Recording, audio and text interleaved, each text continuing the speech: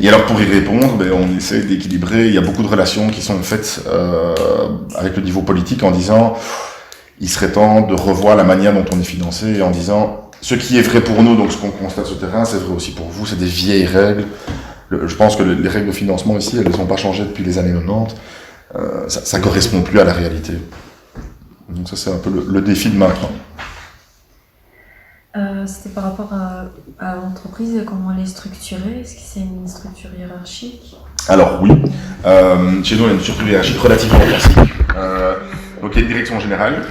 À la direction générale, il y a certains services, c'est pour vous ça, il y a certains services qui sont directement liés. SIPP, c'est tout ce qui est prévention, protection, c'est des choses légales. Vous allez retrouver ça dans toutes les entreprises. Je ne peux pas le mettre ailleurs, c'est la loi qui est comme ça. La communication et le marketing, donc c'est logique que ça soit la direction générale. Ici, par exemple, en ce moment, toute l'histoire de coronavirus, mais au niveau communication, on peut dire qu'elle bosse. C'est les différents départements. Oui, c'est ça. Ça, c'est rattaché à la direction générale. Puis alors, il y a un comité de direction. Donc, il y a 4 directions ici différentes. Il y a des directions qui sont plutôt administratives, des ressources humaines, et admin-fin. Et admin-finance, c'est tout ce qui est comptabilité, marché public. Et alors, contentieux, c'est le contentieux de facturation. Donc, c'est des patients qui se plaignent parce qu'ils ne sont pas d'accord avec la facture. Et alors, on a pas mal de... C'est un peu horrible à expliquer, mais on a pas mal de contentieux de facturation parce que dans l'arrêt de service, donc quand les services s'arrêtent, on a un nombre évidemment non négligeable de gens qui sont décédés. Le service s'arrête souvent par le décès de la personne, c'est horrible, mais les raisons principales c'est placement, donc c'est-à-dire que la personne n'est plus à domicile mais est dans une maison de repos, ou décès. Et donc là c'est l'administration généralement des dernières factures et il n'est pas toujours simple à débrouiller. Donc là c'est direction RH, là on va retrouver les ressources humaines, c'est assez classique. C'est des secteurs où les ressources humaines ça paraît... c'est un peu plus complexe que dans le monde de l'entreprise conventionnelle parce que c'est des métiers souvent en pénurie. Les infirmiers, c'est extrêmement difficile à trouver. Et c'est vrai, c'est pas que chez nous, c'est vrai pour les hôpitaux, c'est vrai pour toutes les structures qui emploient des infirmiers. C'est dur à trouver.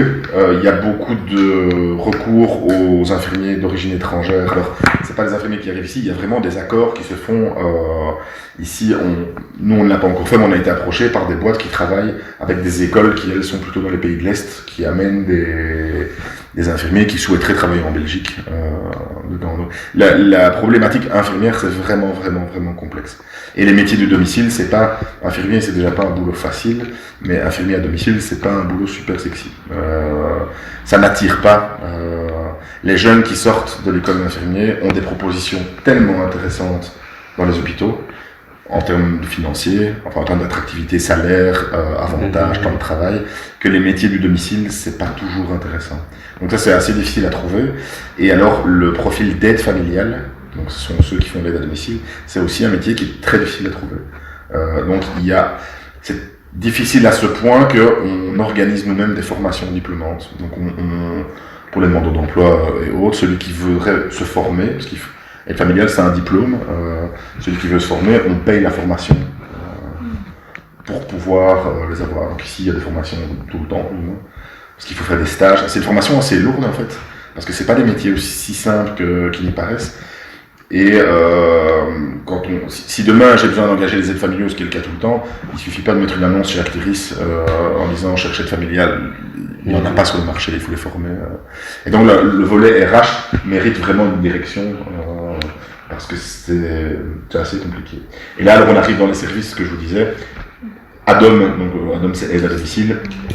Donc nous ce cible-là sont des secteurs, donc si vous prenez la carte de Bruxelles, on peut plus ou moins la diviser en 3, comme ça, et donc c'est juste des fonctionnements qui sont un peu différents. Oui, c'est le découpage, Bruxelles est découpée en 3 secteurs, plus ASSO, et tu vous remettras un plus.